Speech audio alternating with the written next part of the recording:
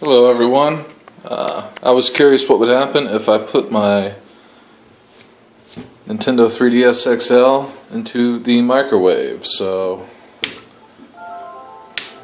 we'll put it in there, turned on and everything. Go ahead and is it right in there in the center and see what happens.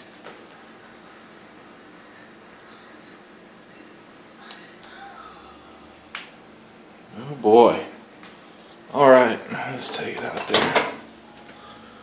Ooh, it's hot. No damage. Looks pretty good.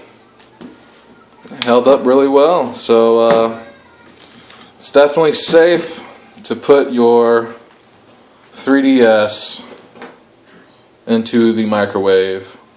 And it should be good to go, man.